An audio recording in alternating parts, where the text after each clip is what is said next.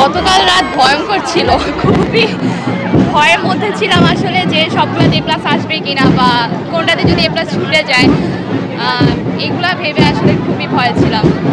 10 বছরের লাইফটা অনেক কষ্টের ছিল, আবার করোনার সময় তো পড়াশোনা কিছুই পাইনি, তো 9-10-এ উঠে অনেক প্রেশারে পড়ে গিয়েছিলাম। তো এখন এত মানে গোল্ডেন পাওয়াটা আসলে অনেক স্বপ্নের মতো ছিল যে গোল্ডেন পাবো নাকি টেনশনে ছিলাম, এখন পেয়ে গিয়েছি তো অনেক ভালো লাগছে। আর টিচাররা সবাই অনেক খুশি, মা বাবা তো কান্নাকাটি যে খুশিতে, তো এই আর কি।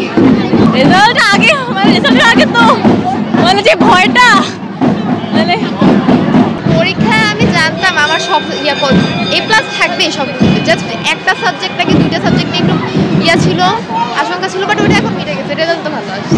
আমি হচ্ছে গিয়ে আফিফা রায়দা, আমি হচ্ছে গিয়ে ইংলিশ ভার্সন থেকে পরীক্ষা দিয়েছি, এবার আজকে রেজাল্ট গোল্ডেন পেয়েছি।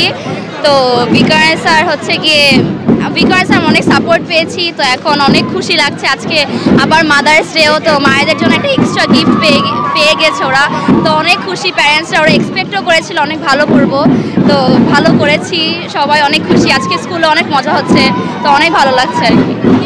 টিচারদের, মা বাবাদের, নিজেদের কষ্ট সব মিলাই আজকে এসেছে। জি অনেক ভালো, বলে প্রকাশ করার মতো না আসলে, কারণ দীর্ঘ 2 বছরের একটা জার্নির এত ভালো একটা এন্ডিং হয়েছে, তো অবভিয়াসলি পরিশ্রম করেছি 2 বছর, রেজাল্ট ভালো হয়েছে। পরীক্ষার মাঝখানেও তো অনেক কাহিনী গেল আমাদের, তো আলহামদুলিল্লাহ রেজাল্ট ভালো আসছে। তাও এটা তো আর শেষ না, এইচএসসি আছে আরও। আর ইচ্ছা আমি ইনশাল্লাহ এভিয়েশন সেক্টরে জয়েন করার, ইনশাল্লাহ বুয়েটে অ্যাডমিশন দিব, গোল্ডেন এ প্লাস আলহামদুলিল্লাহ। অবশ্যই, অ্যান্ড টিচার্স, ফ্রেন্ডস সবাইকে অনেক থ্যাংক ইউ।